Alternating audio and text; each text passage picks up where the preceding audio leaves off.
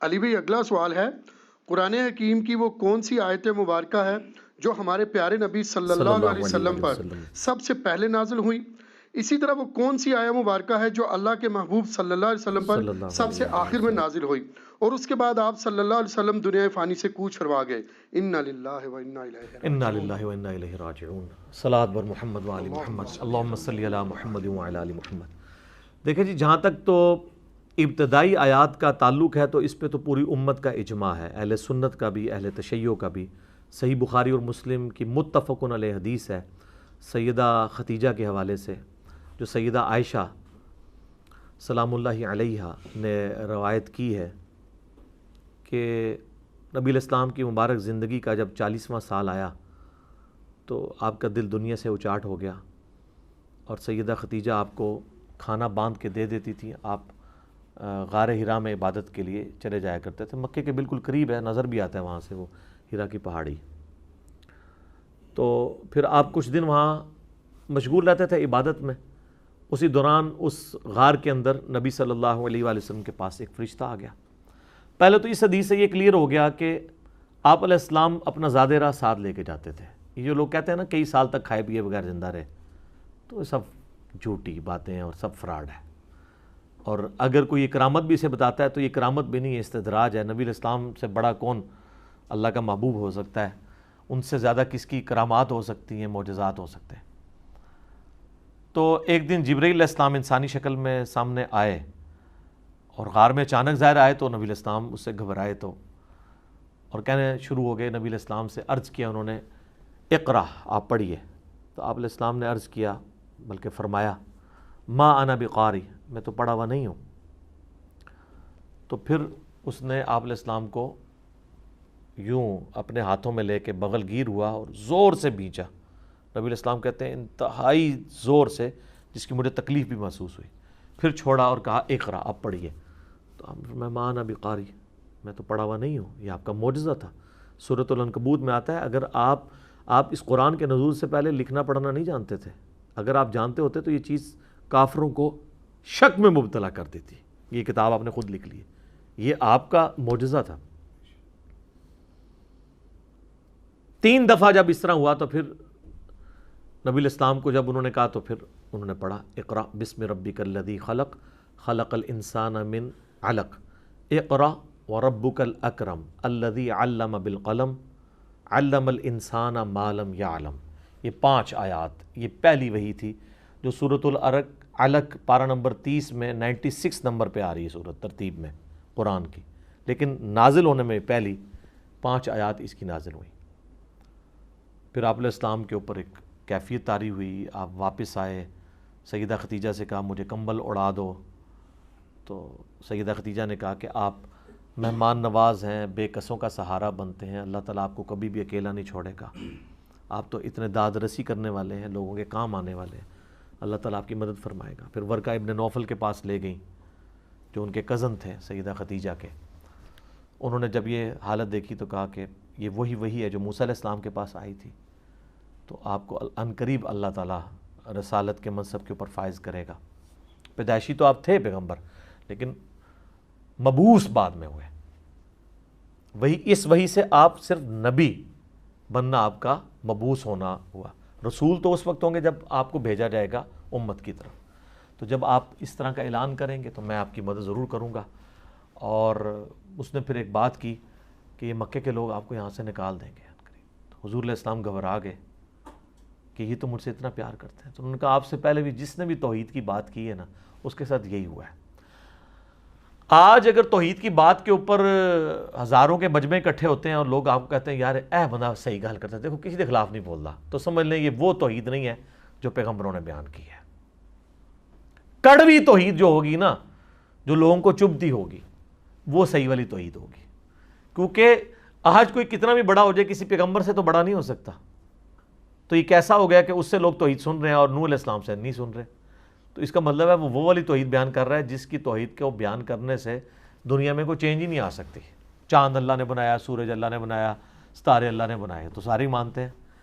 لیکن اسی شخص سے کہیں کہ ساتھ یہ کہہ دو کہ یہ قبر والے سے نہیں مانگنا، یہ کچھ نہیں کسی کو دے سکتا، یہ تو خود محتاج ہے تمہارا، تو دیکھیں اس کو کس طریقے سے اسے ممبر سے کھینچ کے نیچے اتار لیں گے، مرمت کر دیں گے اس کی. تو یہ وہ توحید ہوگی جو پیغمبروں والی ہے. بہرحال اس سے یہ ثابت ہو گیا بخاری مسلم کی اس حدیث سے کہ پہلی 5 آیات، اہل تشیع بھی یہی مانتے ہیں کہ یہ پہلی 5 آیات ہیں جو ابتدائی ہیں، جو آپ صلی اللہ علیہ وآلہ وسلم پہ نازل ہوئی. اس کے بعد پھر فترت کا پیریڈ آ گیا کچھ عرصے کے لیے وحی میں. پھر سورۃ المدثر نازل ہوئی، جس میں آپ کو پھر اعلانیہ حکم ہوا کہ آپ کھڑے ہو جائیں اور اللہ کی تکبیر بلند کریں لوگوں کے سامنے. وہ بھی بخاری میں حدیث آتی ہے. ابتدائی آیات پہ تو سارے متفق ہیں، مسئلہ ہے آخری آیات. اور یہ بڑا انٹرسٹنگ کوسچن ہے. یہ مجھے ای میل میں بھی لوگوں نے بھیجا تھا، آپ لوگوں نے جو سوال کمپائل کر کے دیے اس میں بھی آیا کہ آخری آیات کون سی ہیں اور آخری صورت کون سی ہے. بخاری اور مسلم دونوں میں ایک حدیث ہے متفقن علیہ ہے دونوں کے اندر. سیدنا برا بن عازب کہتے ہیں رضی اللہ تعالیٰ عنہ کہ نبی علیہ السلام پہ جو آخری آیت نازل ہوئی ہے نا، وہ آیت ہے کلالہ کی وراثت سے متعلق، جو سورہ نساء کی آخری آیت ہے، کہ اس کی وراثت کیسے تقسیم ہوگی. یعنی جس کے نہ ماں باپ ہوں، نہ بیوی بچے ہوں، نہ اولاد والا معاملہ نہیں، کلالہ. وہ آخری آیت ہے سورہ نساء کی، یہ آخری آیت ہے جو نازل ہوئی. اور اسی حدیث میں برا بن عازب کے الفاظ ہیں کہ آخری سورت جو نازل ہوئی وہ سورہ التوبہ ہے نبی علیہ السلام کے اوپر. یہ ایک صحابی کا موقف ہے. اب ظاہر ہے کہ یہاں پہ مرفوع حدیث ہمارے پاس کوئی نہیں ہے. دوسری طرف آ جائیں تو صحیح بخاری میں موجود ہے کہ حضرت عبداللہ ابن عباس کہتے ہیں کہ جو آخری آیت نبی علیہ السلام پہ نازل ہوئی نا، وہ ہے آیت ربا، جس میں سود کی حرمت کا بیان آیا. وہ اکٹھی چند آیات ہیں. سورۃ البقرہ کی آیت نمبر 281 کے اوپر اس کی کنکلوژن ہوئی ہے. اور امام بخاری نے صحیح بخاری میں ایک چیپٹر کی ہیڈنگ میں بھی ابن عباس کا یہ قول لیا ہے اور پوری سند کے ساتھ بھی لیا ہے. لیکن چیپٹر کی ہیڈنگ میں لے کے نا امام بخاری نے یہ اشارہ دے دیا کہ امام بخاری کا بھی یہی موقف ہے کہ قرآن کی جو آخری آیت ہے نا وہ یہ والی ہے. اچھا، شیعہ کے اندر بھی اسی آیت کے بارے میں ملتا ہے کہ یہ قرآن کی آخری آیت ہے. اکثر کا موقف یہی ہے. اور اسلام کی جو پہلی تفسیر ہے تفسیر تبری، اس میں بھی یہی ملتا ہے کہ قرآن کی آخری آیت جو نازل ہوئی ہے نا، وہ یہ آیت ربا، سود کی حرمت والی، اور یہ جو کٹھی آیات ہیں اس میں جو 281 نمبر آیت ہے، یہ آخری آیت ہے جو نازل ہوئی نبی صلی اللہ علیہ وآلہ وسلم پر. اعوذ باللہ من الشیطان الرجیم، بسم اللہ الرحمن الرحیم. یہ سود کی حرمت والا معاملہ شروع ہوا ہے نا آیت نمبر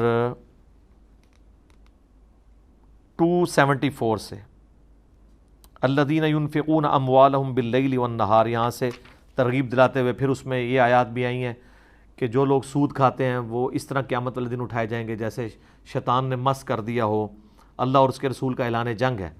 پھر اس میں جو آخری آیت آیت ربا کے کانٹیکسٹ میں ہے نا، وہ یہ ہے 281. وَاتَّقُوا يَوْمًا تُرْجَعُونَ فِيهِ إِلَى اللَّهِ، ڈر جاؤ اس دن کے معاملے میں جب تم لوٹائے جاؤ گے اپنے رب کی طرف. ثُمَّ تُوَفَّى كُلُّ نَفْسٍ مَا كَسَبَتْ وَهُمْ لَا يُظْلَمُونَ، پھر اس دن ہر جان کو اس کے کیے ہوئے اعمال کا بدلہ دیا جائے گا اور ان پر کوئی ظلم نہیں ہوگا. کتنی سٹرونگ آیات ہے. اس رب کا تقوی اختیار کرو کہ تمہیں مرنے کے بعد جس کی طرف لوٹایا جانا ہے، اور پھر اس دن قیامت کے دن تمہیں پورا پورا بدلہ دیا جائے گا ان اعمال کا جو تم دنیا میں کرتے تھے، اور کسی پہ ظلم نہیں ہوگا. یہ آیت ہے جی قرآن کی آخری آیت جو سورۃ البقرہ میں آیت نمبر 281 ہے. یہ ابن عباس کا موقف ہے اور یہی سٹرونگ لگتا ہے. اور صحیح مسلم میں ہے کہ آخری سورت جو نازل ہوئی ابن عباس کا موقف ہے وہ ہے اذا جاء نصر اللہ والفتح، جس میں بخاری میں آتا ہے نبی علیہ السلام کی وفات کی خبر تھی. تو لیکن اس میں بھی تطبیق بنانی پڑے گی، کیونکہ اس میں تو ہے کہ جب فتح آ جائے، اس کا مطلب ہے کہ فتح مکہ ابھی تک نہیں ہوئی. تو فتح مکہ کے بعد بھی قرآن نازل ہوا ہے، اگرچہ تھوڑا ہوا ہے لیکن ہوا تو ہے، اور یہ تو فتح مکہ سے بھی پہلے کی ہے. تو سورہ التوبہ جو ہے اس میں تو کئی آیات فتح مکہ کے بعد ہی ظاہر نازل ہوئی ہیں، کوئی غزوہ تبوک تو بعد میں تھا. تو اس میں آپٹیمل سلوشن یہی ہے کہ پوری سورت کے طور پہ جو آخری سورت نازل ہوئی ہے نا وہ سورہ الفتح ہی ہے، کیونکہ سورہ التوبہ مکمل بعد میں نازل نہیں ہوئی، سکیٹرڈ فارم میں ایز اے سورت یک مشت پوری سورت اکٹھی جو نازل ہوئی ہے نا آخری سورت وہ سورہ فتح ہے، سورہ اذا جاء نصر، سورۃ النصر، سورہ فتح نہیں، سورۃ النصر، اذا جاء نصر اللہ والفتح۔ اور باقی جو ٹکڑوں کی فارم میں ہوئی وہ سورہ التوبہ ہے، ظاہر ہے غزوہ تبوک کا اس میں موجود ہے ذکر، اور وہ تو نبی علیہ السلام کا 9 ہجری کا آخری غزوہ ہے۔ اب رہ گی وہ آیت جو اکثر لوگ پیش کرتے ہیں، سورۃ المائدہ کی آیت نمبر 3، الیوم اکملت لکم دینکم واتممت علیکم نعمتی ورضیت لکم الاسلام دینا۔ تو یہ آخری نہیں ہے، اس میں تو صرف یہ بتایا گیا کہ دین مکمل ہوا ہے، یعنی شریعت مکمل ہوئی ہے، باقی تو کئی چیزیں چل رہی تھی نا۔ بخاری مسلم میں حدیث ہے کہ یہ آیت جو ہے وہ نبی علیہ السلام کے آخری حج کے موقع پر نازل ہوئی ہے کہ آج کے دن ہم نے آپ کا دین آپ پہ مکمل کر دیا، تو اس کے بعد بھی آپ 2.5-3 مہینے تو دنیا میں آپ نے گزارے ہیں، ٹھیک ہے۔ تو ان احادیث میں نہیں ملتا یہ آخر میں نازل ہوئی ہے، یہ ضرور ملتا ہے کہ یہودی آ کے کہتا ہے، بخاری مسلم میں الفاظ ہے، امیر المومنین آپ کی کتاب میں ایک آیت ایسی اگر ہم یہودیوں پہ نازل ہوتی تو ہم اسے عید کا دن مناتے۔ تو انہوں نے کہا ہمیں تو خوب معلوم ہے کہ یہ آیت کب نبی علیہ السلام پہ نازل ہوئی تھی، وہ 9 ذی الحجہ ہی کا تو دن تھا، یعنی یوم عرفہ تو پہلے عید کا دن تھا۔ اور ترمذی میں موجود ہے کہ ابن عباس کہتے ہیں اللہ نے تو ہمیں پہلے ہی اس دن 2 عیدیں دی تھیں، ایک جمعے کا دن عید کا دن اور دوسرا یوم عرفہ کا دن عید کا دن، 2 عیدیں اس دن جمع تھی جس دن یہ آیت نازل ہوئی کہ دین مکمل کر دیا ہے۔ اس میں یہ نہیں ہے کہ کتاب مکمل ہو گئی ہے، دین مکمل ہوا، جو شرعی احکام بیان کرنے تھے وہ بیان کر دیے۔